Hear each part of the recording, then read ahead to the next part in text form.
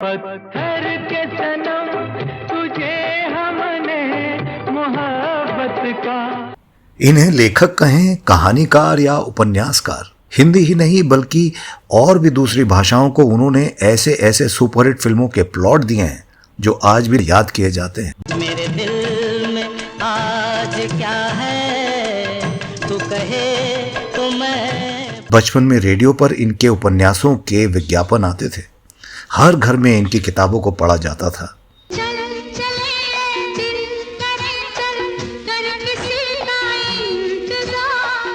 इन्होंने गरीबी में, बेहद गरीबी में दिन गुजारे थे।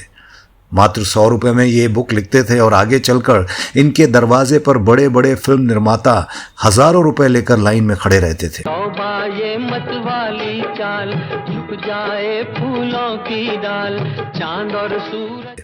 कमाल के उपन्यासकार, कमाल के साहित्यकार थे, लेकिन साहित्यकारों ने इन्हें कभी साहित्यकार माना ही नहीं। इनकी कहानियों को कभी अपनाया ही नहीं। मेरे साथ चलोगी? कहाँ? मेरे घर में यार मनाना नहीं, चाहे लोग बोलियां बोले। दोस्तों, इनकी लिखी कहानियों का कोई जोड़ नहीं था। इनकी मौत के बाद भी बरसों तक इनकी कहानियों पर फिल्में बनती रहीं। मशहूर हो जाए सनम तू।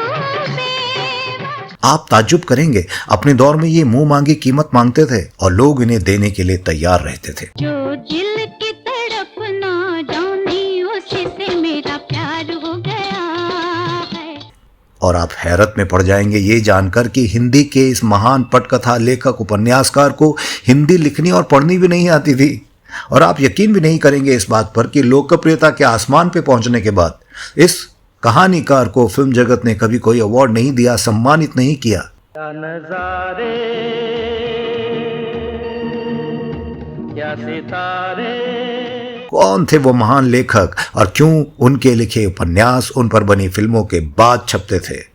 क्यों फिल्म इंडस्ट्री ने उनका पूरा फायदा उठाने के बावजूद उन्हें भुला दिया? भीगी भीगी रातों में, मीठी मीठी बातों में, ऐसी बरसातों में। और क्या था उनका फिल्म इंडस्ट्री के सबसे बड़े कहे जाने वाले कपूर परिवार से रिश्ता? जानेंगे सब कुछ हमारे इस प्रोग्राम में। आप बने रहिए हमारे साथ।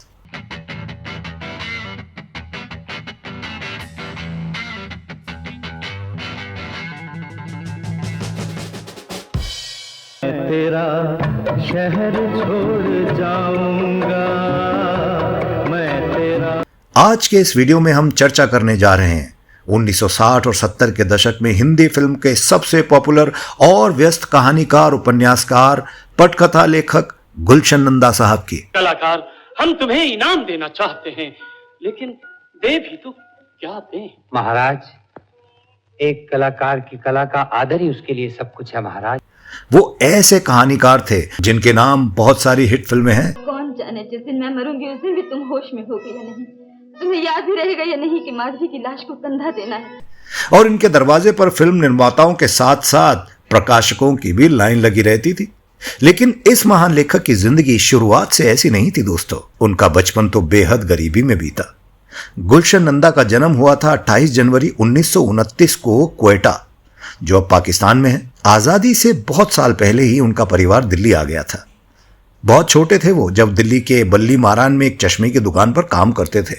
उनकी कहानियां सुनाने की क्षमता और कल्पनाशीलता को देखते हुए किसी ने उन्हें सलाह दी कि भाई तुम लेखक बन सकते हो, लिखते क्यों नहीं हो? एनडी सहगल नामक प्रकाशक ने पहली बार उन्हें मौका दिया उनकी किताब छापने का।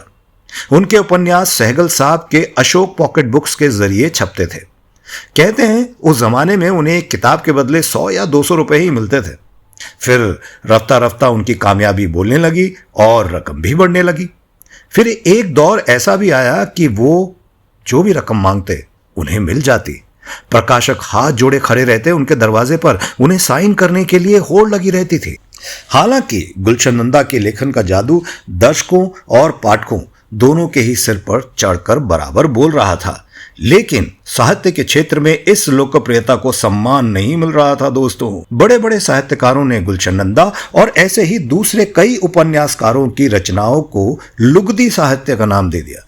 हालांकि वो दौर कुछ ऐसा था कि उस लुगदी साहित्य को पढ़ने वालों की संख्या तेजी से बढ़ रही थी। लोग जितना इन साहित्यकारों को पसंद करते थे उससे कई गुना ज्यादा लोकप्रियता गुलशन नंदा, सुरेंद्र मोहन, वेद प्रकाश, राजू जैसे लेखक थे जो घर घर में पॉपुलर हो रहे थे। खासतौर पर पढ़ी लिखी महिलाएं वो रानू और गुलशन नंदा के उपन्यासों की जबरदस्त फैन रहीं। हमारी फिल्म इंडस्ट्री ने भी उनकी इस लोकप्रियता का जमकर फायदा उठाया। दोस्तों, गुलशन नंदा के उपन्यासों पर फिल्म बन जाती थी। आज मैं इस भरे दरबार में इकरार करता हूं कि मैंने राजकुमारी से प्रेम किया और उसी के प्रेम और उसके रूप की प्रेरणा से ही मैंने रंगमहल बनाया। उनके उपन्यासों में नीलकंठ, लरसते आंसू, कलंकिनी, जलती चट्टान, खाट का पत्थर, गैलॉर्ड आदि प्रमुख कृतियां रहीं। फिल्मों में उनकी कलम ने और धमाल मचाया। कितनी हिट फिल्मों के क्रेडिट में बतौर कहानीकार उनका नाम दर्ज है। जिस नाम और क्रेडिट के लिए 70 के दशक में सलीम जावेद जैसे लेखकों को भारी मशक्कत करनी पड़ती थी, वो क्रेडिट गुलशन नंदा को बिना मांगे मिल रहा था। कम लोगों को ये बात पता है कि फिल्मों से गुलशन नंदा का नाता जुड़ा था एक दक्षिण भारतीय फिल्म के जरिए जिसका नाम था पुनर्जन्म।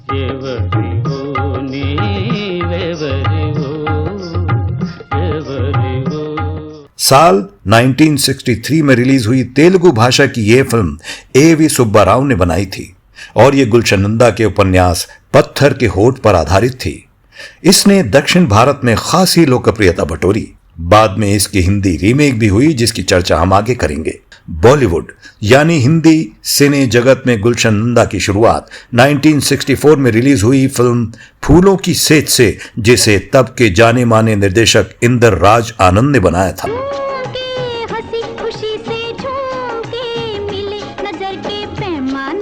फिल्म में अशोक कुमार, मनोज कुमार और वैजंती माला मुख्य भूमिकाओं में रहीं।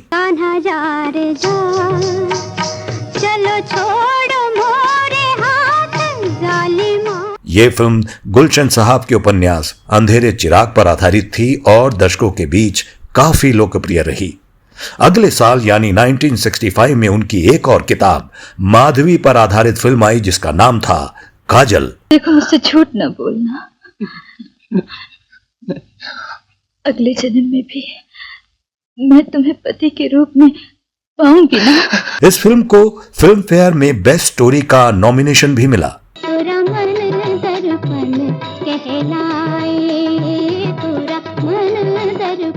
फिल्म इंडस्ट्री के एक नए लेखक के तौर पर यह बेहद सम्मानजनक बात मानी जाती थी। फिर साल 1966 में आई फिल्म सावन की घटा जिसके निर्माता निर्देशक थे शक्ति सामंत।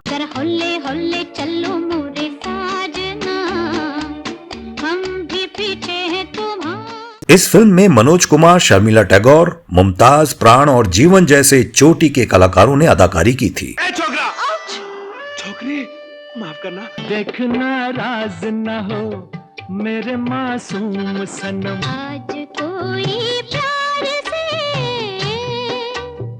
दिल की बातें। गुलशन नंदा साहब की संभवतः प्रकाशक के साथ सहमति से साल भर में अमूमन एक ही किताब आती थी। उपन्यासकारों का मानना है कि ऐसा वो जानबूझकर एक स्ट्रैटेजी के जरिए कर रहे थे ताकि पाठकों को उनकी अगली किताब का इंतजार रहे और उनकी पिछली किताबें स्टॉलों से पूरी तरह बिक जाएं।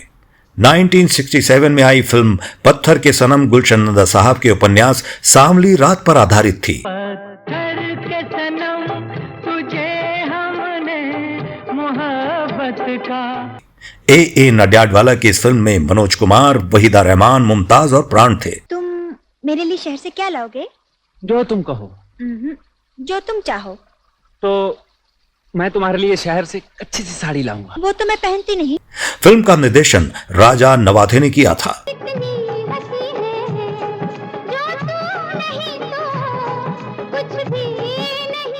1968 में राजकुमार, वहीदा रहमान और मनोज कुमार अभिनीत फिल्म नीलकमल ने तो मानो तबाही मचा दी। मेरा मन, मेरे प्राण, मेरी अमर प्रेरणा, ये है वो रूप महाराज।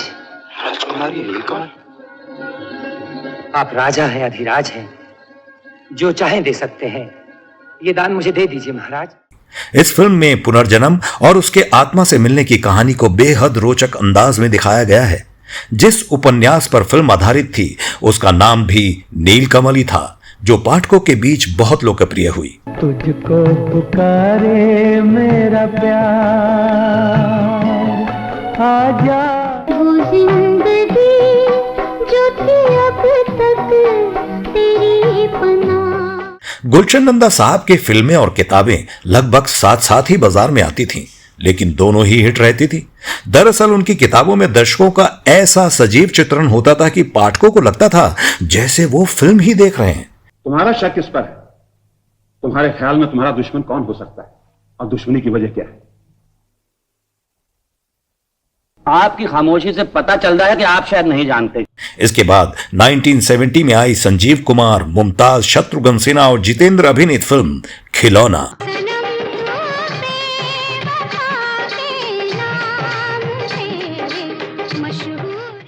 यह फिल्म 1964 में आई तेलुगु फिल्म पुनर्जन्म की रीमेक रही।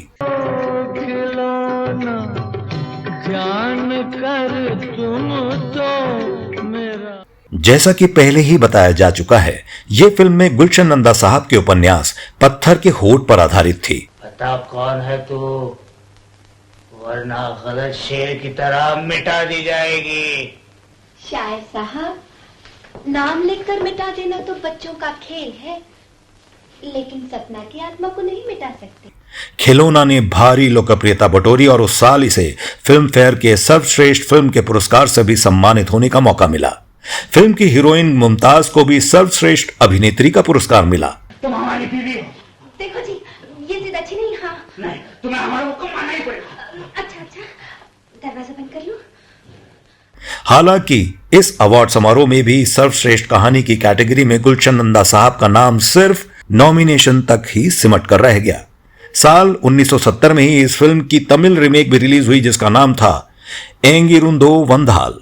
बाद में सन 1976 में अमृत वाहिनी के नाम से इसकी मलयालम रीमेक भी सामने आई। साल 1971 में गुलशन नंदा के उपन्यास कटी पतंग पर आधारित इसी नाम की फिल्म आई, जिसमें मुख्य भूमिका में आशा पारिक थी।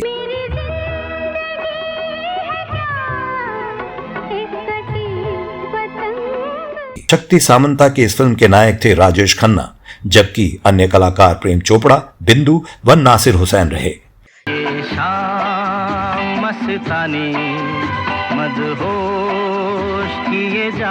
ये फिल्म भी खासी हिट रही और इसके बाद आशा पारिक को सर्वश्रेष्ठ अभिनेत्री का फिल्म फेयर अवार्ड मिला। पहचाना, मिले थे कभी। बाद के सालों में इस फिल्म की तमिल और तेलुगु रीमेक भी बनी। ऐसे है तू, तस्वीर जैसे कोई।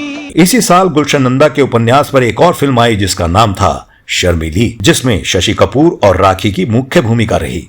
ओ मेरी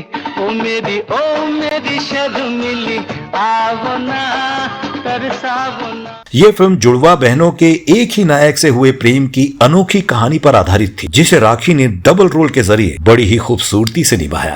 आज मदहोश हुआ जाए मेरा मन, मेरा मन, मेरा मन। और इसी फिल्म से विलेन रंजीत ने अपना डेब्यू किया था।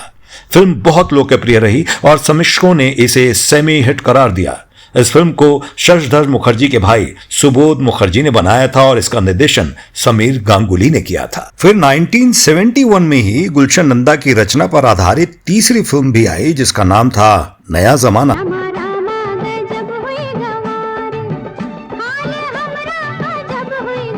और जिसमें धर्मेंद्र व हेमा मालिनी लीड रोल में थे। हमको मिटा सके ये जमाने में दम नहीं, हमसे जमाना खुद है, जमाने से हम नहीं। अन्य कलाकारों में अशोक कुमार, प्राण, महमूद और अरुणा ईरानी प्रमुख रहे।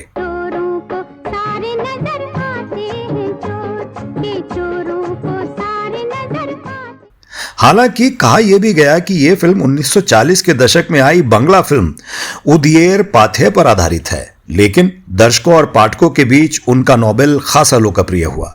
फिल्म के निर्माता निर्देशक थे प्रमोद चक्रवर्ती। दुनिया ओ दुनिया, तेरा जवाब नहीं। फिर 1973 में आई फिल्म दाग, अ पोएम ऑफ लव ने फिल्म जगत में तहलका मचा दिया।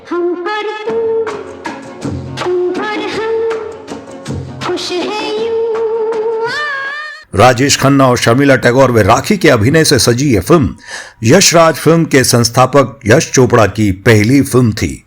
उससे पहले वो अपने बड़े भाई B.R. चोपड़ा की कई फिल्मों में सहायक निर्देशक रह चुके थे। इस फिल्म के लिए यश चोपड़ा को सर्वश्रेष्ठ निर्देशक का फिल्म फेयर अवार्ड भी मिला।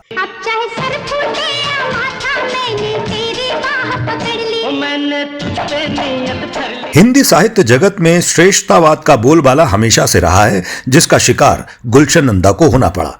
लंबे समय तक साहित्यिक भाषा से हटकर उनकी लिखी किताब या पुस्तक को लुगदी साहित्य का नाम दे दिया जाता है। इसी वजह से हमारा हिंदी साहित्य गुलशन नंदा की घनघोर उपेक्षा करता रहा। इस बात का उन्हें हमेशा मलाल रहा। इस बारे में वो कहा भी करते थे।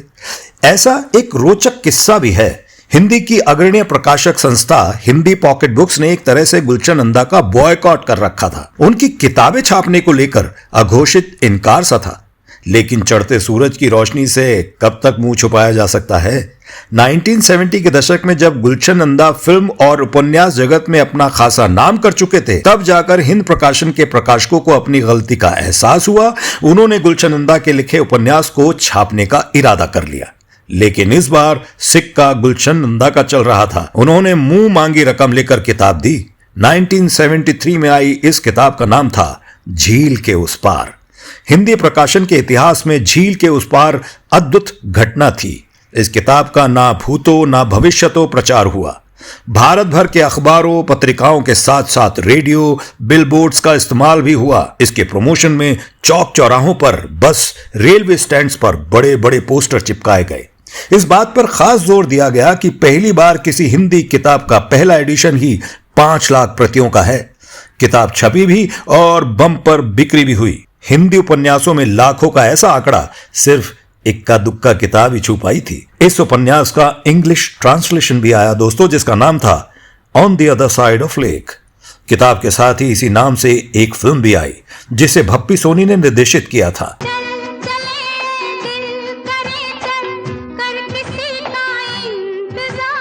इस फिल्म में धर्मेंद्र और मुमताज हीरो हीरोइन थे। किताब और फिल्म दोनों ही सन 1973 में लगभग एक ही समय में आई।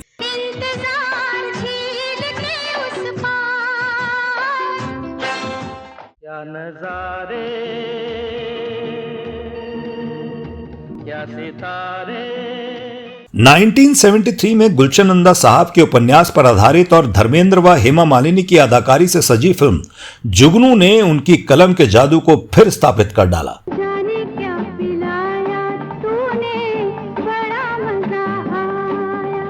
फिल्म के निर्माता निर्देशक प्रमोद चक्रवर्ती थे। 1980 में इस फिल्म का तमिल व तेलुगु रीमेक भी बना। 1973 में रिलीज जोशीला, 1974 में आई अजनबी और 1976 में रिलीज भंवर जैसी फिल्मों ने गुलशन नंदा का परचम बॉलीवुड के साथ साथ तमिल और तेलुगु फिल्म इंडस्ट्री में भी लहरा दिया। इनमें से ज्यादातर फिल्में बम्पर हिट रहीं। भीगी भीगी रातों में, मीठी मीठी बातों में, ऐसी बरसातों में। 1976 में रिलीज फिल्म महबूबा उनके नॉवल सिसकते सास पर आधारित थी।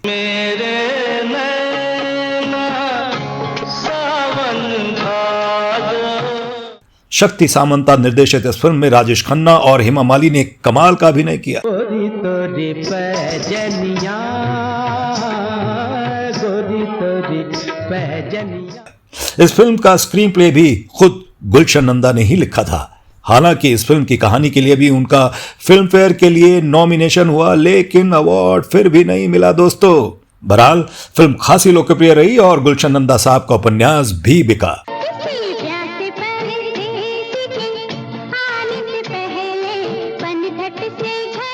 एक समय तो ऐसा भी रहा कि फिल्म आती और उसके बाद उसकी कहानी किताब के रूप में पब्लिश होती। ऐसी उल्टी गंगा बहने के बावजूद भी उन किताबों को बहुत पसंद किया जा रहा था। एक दौर तो ऐसा भी आया कि फिल्म को हिट कराने के 2 अचूक टोटके बताए जाते थे, या तो राजेश खन्ना को हीरो ले लो या फिर गुलशन नंदा साहब से अपनी कहानी लिखवा लो। दोनों साथ साथ हो तो समझ लीजिए कि सोने पे सुहागा। दाग इसका शानदार एग्जाम्पल था।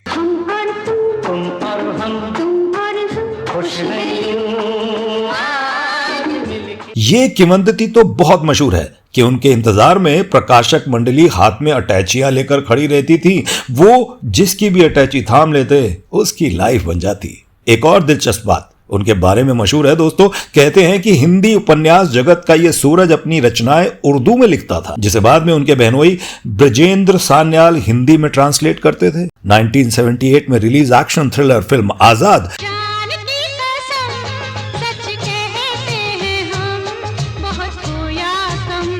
1979 में रिलीज दिल का हीरा और 1980 में रिलीज उनकी लिखी रचनाओं पर आधारित फिल्म दो प्रेमी व एयर होस्टेस आदि के जरिए गुलशन नंदा ने बॉलीवुड पर अपना प्रभाव बनाए रखा।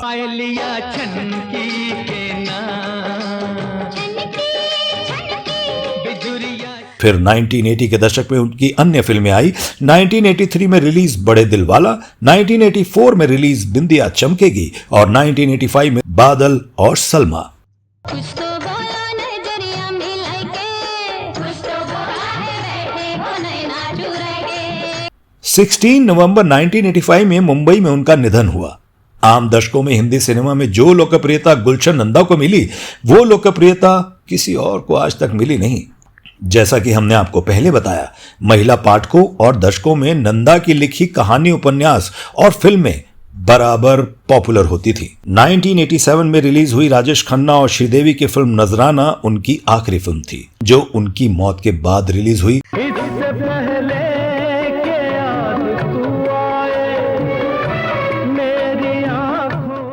अब बात गुलशन नंदा के कपूर खानदान से रिश्ते की। गुलशन नंदा साहब के दो बेटे हैं, राहुल और हिमांशु। ये दोनों ही बॉलीवुड फिल्मों के जाने बाने पब्लिसिटी डिजाइनर हैं। राहुल नंदा की शादी मशहूर विलेन प्रेम चोपड़ा की बेटी रितिका से हुई है। प्रेम चोपड़ा राज कपूर के सगे साड़ू हैं, यानी दोनों की पत्नियां सगी बहनें हैं। तो हुआ ना गुलशन नंदा का कपूर खानदान से करीबी रिश्ता। हालांकि प्रेम चोपड़ा ने गुलशन नंदा की लिखी कई फिल्मों में काम किया था, लेकिन राज कपूर साहब से उनका यह रिश्ता कभी प्रोफेशनल संबंधों में नहीं बदल पाया दोस्तों। तो दोस्तों, आपको हमारा ये वीडियो कैसा लगा हमें कमेंट करके अवश्य बताएं। अगर आपके पास भी गुलशन नंदा साहब से जुड़ी कोई और जानकारी है तो हमारे कमेंट बॉक्स में जरूर लिखें। तो अब दीजिए अपने होस्ट, अपने दोस्त इतिहासकार को इजाजत। हम फिर मिलेंगे आपसे। आप अपना ख्याल रखिए। Bye bye.